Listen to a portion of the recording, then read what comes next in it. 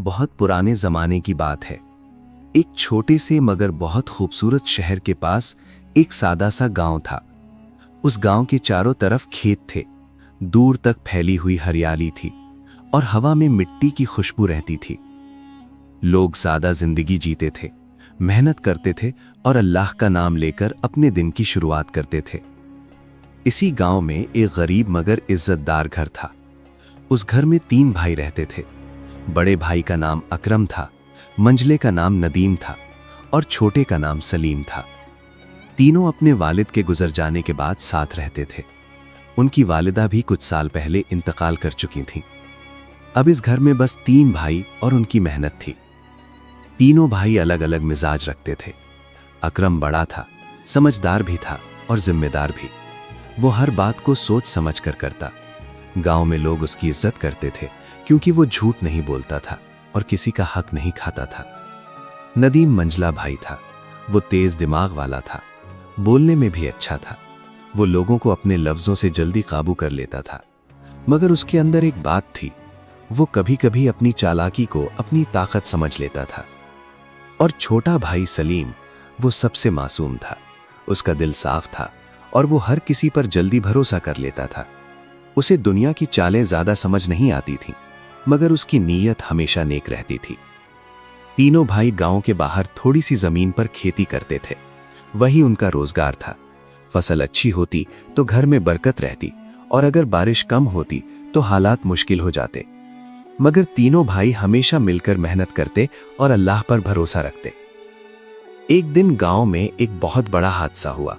रात को तेज तूफान आया, बारिश भी हुई और अगले दिन सुबह जब गांव वाले खेतों में गए तो देखा कि बहुत सी फसलें खराब हो चुकी थीं।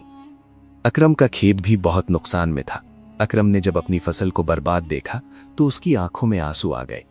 उसने कहा, या अल्लाह, हमने मेहनत की थी, फिर भी ये दिन देखना पड़ा। नदीम ने गहरी सांस ली। अब घर कैसे चलेगा, खाने को क्या बचेगा? सलीम ने अपनी मासूमियत से कहा, भाई, अल्लाह मालिक है, वो कोई रास्ता जरूर निकालेगा। अकरम ने सलीम के सिर पर हाथ रखा। हाँ, अल्लाह से उम्मीद कभी खत्म नहीं होती, मगर हमें कोशिश भी करनी होगी। उसी दिन तीनों भाई गांव के बाजार गए ताकि कुछ काम तलाश कर सकें, मगर पूरे गांव में नुकसान हुआ था, इसलिए किसी के पास काम नहीं था। हर चेहरा परेशान था। वापस लौटते वक्त रास्ते में उन्हें एक औरत बैठी हुई नजर आई। उसका कपड़ा पुराना था, चेहरा थका हुआ था और आंखों में डर भी था और उम्मीद भी। उसके साथ एक छोटा सा बच्चा भी था जो भूख से रो रहा था। तीनों भाई रुक गए। अकरम ने आगे बढ़कर पूछा, बीबी, आप कौन हैं? यहां अकेली क्यों बैठी हैं? औरत ने कांपती आवाज में कहा, मेरा नाम जैनब है। मैं इस गांव की नहीं हूं, मैं दूर के इलाके से आई हूं। मेरे शौहर का इंतकाल हो गया था और मेरे पास कुछ नहीं बचा। मैं अपने बच्चे के लिए रोटी ढूंढने निकली थी, मगर रास्ते में लोग मुझे डरा रहे थे, कोई मदद नहीं कर रहा था। सलीम की आंखों में फौरन रहम आ गया। उसने कहा, आप रोए मत बीबी, हम आपकी मदद करेंगे। नदीम ने औरत को ऊपर से नीचे तक देखा। उसने अपने दिल में सोचा, अकेली औरत और साथ बच्चा, अगर ये हमारे साथ रहे तो लोग क्या कहेंगे और क्या भरोसा कि ये सच बोल रही है। मगर अकरम ने बड़ी नरमी से कहा, आप हमारे घर चलिए, हमारे पास ज्यादा नहीं मगर जितना होगा बांट लेंगे। जैनब रो पड़ी, अल्लाह आपको खुश रखे, मैं आपकी एहसानमंद रहूंगी। तीनों भाई उसे अपने घर ले आए। घर छोटा था मगर साफ था। सलीम ने जल्दी से थोड़ा सा आटा निकाला और रोटी बनाई। जैनब ने बच्चे को खिलाया। बच्चे की रोने की आवाज बंद हुई तो घर में जैसे सुकून उतर आया। अकरम ने कहा, जैनब, आप यहां कुछ दिन आराम कर लें, फिर हम देखेंगे कि आपके लिए क्या किया जा सकता है। जैनब ने सिर झुकाकर कहा, अकरम भाई, मैं मेहनत कर सकती हूं, मैं किसी पर बोझ नहीं बनना चाहती। अगर आप कहें तो मैं आपके घर के काम कर दूंगी। अकरम ने कहा, नहीं, आप हमारी मेहमान हैं, मगर अगर आप खुद करना चाहें तो ये आपकी मर्जी है। नदीम चुप था। वो अभी भी अपने मन में शक रख रहा था। उसे लग रहा था कि ये औरत कोई राज छिपा रही है। मगर सलीम बहुत खुश था कि उन्होंने किसी की मदद की। कुछ दिन गुजर गए। जैनब वाकई बहुत मेहनती निकली। वो घर साफ करती, पानी भरती, खाना बनाती और खेत में भी मदद कर देती। धीरे धीरे तीनों भाइयों की जिंदगी थोड़ी आसान होने लगी। क्योंकि ज़ैनब के आने से घर में बरकत सी आ गई थी। एक दिन गांव में एक बहुत बड़ा जागीरदार आया। उसका नाम मलिक हाशिम था। वो बहुत घमंडी और कठोर इंसान था। वो गांव वालों से कर भी ज्यादा लेता था और अपनी ताकत दिखाने के लिए गरीबों को दबाता था। जब मलिक हाशिम गांव में आया तो उसकी नजर ज़ैनब पर पड़ी। उसने पहली बार ज़ैनब को कुएं के पास पानी भरते देखा। ज़ैनब का चेहरा सादा था, मगर उसमें एक अलग सी शराफत थी। मलिक हाशिम के दिल में बुरी नीयत जाग उठी। उसने अपने आदमी को भेजकर कहलवाया, उस औरत को मेरे सामने लाओ। ज़ैनब घबरा गई। उसने कहा, मैं क्यों जाऊं? मैं तो किसी की गुलाम नहीं। मलिक के आदमी ने कहा, यह हुक्म है, अगर नहीं आई तो अंजाम बुरा होगा। ज़ैनब रोती हुई घर आई। अकरम ने पूछा, क्या बात है, तुम परेशान क्यों हो? ज़ैनब ने सारी बात बता दी। अकरम का चेहरा सख्त हो गया। उसने कहा, यह जुल्म है। हमारी छत के नीचे कोई भी औरत महफूज है, हम उसे नहीं जाने देंगे। नदीम ने जल्दी से कहा, भाई, मलिक बहुत ताकतवर है, उससे दुश्मनी लेना आसान नहीं। सलीम बोला, मगर हम किसी बेगुनाह औरत को उसके हवाले नहीं कर सकते। अकरम ने फैसला किया, हम जाएंगे और मलिक को साफ कह देंगे कि ये औरत हमारे घर की इज्जत है, कोई उसे हाथ नहीं लगा सकता। तीनों भाई मलिक के डेरे पर पहुंचे। मलिक हाशिम अपने ऊंचे तख्त पर बैठा था। चारों तरफ उसके आदमी खड़े थे। उसने हंसकर कहा, तो तुम लोग वो हो जिन्होंने मेरी बुलाहट को ठुकराया? अकरम ने हिम्मत से कहा, मलिक, ज़ैनब हमारी मेहमान है, वो बेबस है, हम उसे आपके हवाले नहीं कर सकते। मलिक ने आंखें लाल करके कहा, मेरे गांव में मेरे हुक्म के बिना कुछ नहीं होता। अगर वो औरत मेरे पास नहीं आएगी तो तुम तीनों को अंजाम भुगतना होगा। नदीम के हाथ कांप गए, मगर अकरम ने कहा, हम अल्लाह से डरते हैं, किसी जालिम से नहीं। मलिक हाशिम ने गुस्से में हुक्म दिया, इन तीनों को पकड़ लो। उसके आदमी आगे बढ़े, मगर तभी गांव के कुछ बुजुर्ग और लोग भी वहां पहुंच गए। उन्होंने कहा, मलिक, ये गलत है, ये लोग नेक हैं, ये औरत मजबूर है। मलिक ने चिल्लाकर कहा, जो मेरे खिलाफ बोलेगा उसे भी सजा मिलेगी। अब मामला गंभीर हो गया।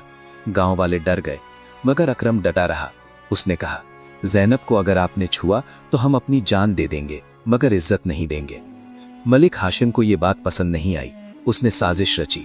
उसने अपने आदमी को कहा, रात में इनके घर पर हमला करो, औरत को उठा लाओ और इन तीनों को सबक सिखाओ। रात का वक्त आया। गांव में खामोशी थी। चांद बादलों के पीछे छुपा हुआ था। हवा ठंडी थी। अकरम घर के बाहर पहरा दे रहा था, क्योंकि उसे अंदेशा था कि कुछ बुरा हो सकता है।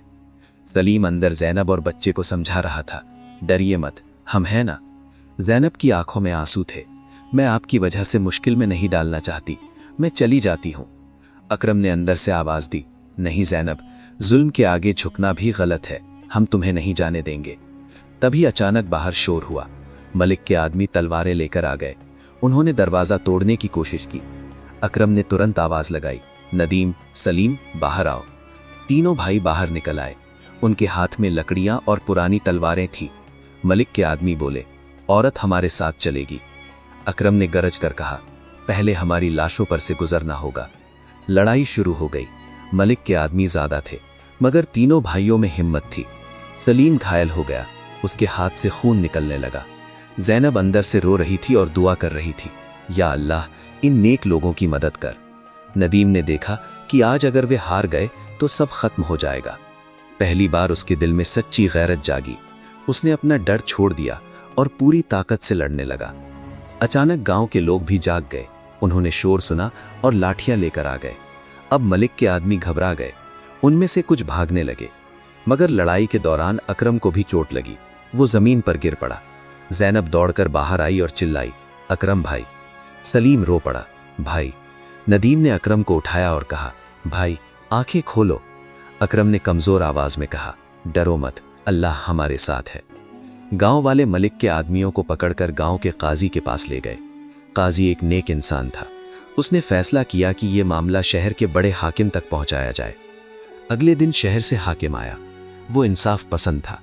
जब उसे मालूम हुआ कि मलिक हाशिम गरीबों पर जुल्म कर रहा है और एक बेबस औरत को जबरदस्ती उठाना चाहता था, तो वो गुस्से में आ गया। हाकिम ने मलिक हाशिम को बुलाया। मलिक अकड़ के साथ आया, मगर इस बार उसके सामने इंसाफ था। हाकिम ने कहा, मलिक हाशिम, तुम्हारे खिलाफ गवाही है कि तुमने जुल्म किया, रात में हमला करवाया और औरत की इज्जत पर हाथ डालना चाहा। क्या तुम मानते हो? मलिक ने झूठ बोला, ये सब झूठ है। तभी ज़ैनब आगे आई। उसने कहा, हाकिम साहब, ये सच है, मेरे शौहर का इंतकाल हो चुका है, मैं मजबूर हूं। इन 3 भाइयों ने मुझे पनाह दी, मगर मलिक ने मुझे धमकाया। हाकिम ने पूछा, क्या तुम्हारे पास कोई निशानी या सबूत है? ज़ैनब ने अपने गले से एक छोटा सा लॉकेट निकाला। मेरे शौहर शहर के फौजी अफसर थे, ये निशान उनका है। उन्होंने मरने से पहले कहा था कि अगर कभी जुल्म हो तो इस निशान को हाकिम को दिखाना। हाकिम चौंक गया। उसने लॉकेट देखा और कहा, यह तो मेरे दोस्त का निशान है, वो वाकई एक ईमानदार अफसर था। हाकिम का चेहरा सख्त हो गया। उसने मलिक को कहा, अब तुम्हारी बात खत्म। तुमने एक शहीद की बीवी को सताया है और गरीबों पर जुल्म किया है। आज से तुम्हारी जागीर छीन ली जाती है और तुम्हें सजा दी जाती है। मलिक हाशिम कांप गया। उसके आदमी भी डर गए। गांव वालों के चेहरों पर राहत आ गई। हाकिम ने तीनों भाइयों को बुलाया।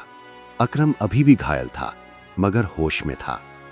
हाकिम ने कहा, तुम तीनों ने साबित कर दिया कि गैरत और इंसाफ किसे कहते हैं।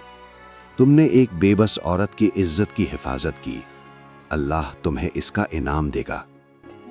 फिर उसने ज़ैनब की तरफ देखा और कहा, ज़ैनब बहन, तुम अब महफूज हो। तुम्हारे लिए महीने का वजीफा तय किया जाएगा और तुम्हारे बच्चे की परवरिश का जिम्मा भी हुकूमत उठाएगी। ज़ैनब की आंखों से आंसू निकल आए। उसने कहा, अल्लाह आपका भला करे और इन भाइयों को भी सलामत रखे। कुछ हफ्तों में अकरम ठीक हो गया। गांव में अब डर नहीं था। मलिक हाशिम की ताकत खत्म हो चुकी थी। लोग चैन से रहने लगे। तीनों भाइयों की इज्जत और भी बढ़ गई। नदीम, जो पहले शक और चालाकी में रहता था, अब बदल गया था। उसने कहा, भाई, आज मैंने समझा कि असली ताकत हिम्मत में है और असली इज्जत किसी कमजोर की मदद करने में है। सलीम मुस्कुराया, और असली भरोसा अल्लाह पर होता है। ज़ैनब भी अब उस घर का हिस्सा बन चुकी थी। वो उस घर में इज्जत से रहती, मेहनत करती और हमेशा उन तीनों भाइयों के लिए दुआ करती। एक दिन गांव की मस्जिद में इमाम साहब ने लोगों को समझाया, देखो, अल्लाह उन लोगों को पसंद करता है जो कमजोरों की मदद करते हैं, जुल्म के सामने खड़े होते हैं और अपनी नीयत साफ रखते हैं। और सच में उस गांव में बरकत आ गई। खेती फिर से अच्छी होने लगी, बारिश वक्त पर होने लगी और लोगों के दिलों में एक दूसरे के लिए रहम बढ़ गया। तीनों भाइयों ने ये समझ लिया कि रिश्ते खून से नहीं, नीयत से बनते हैं।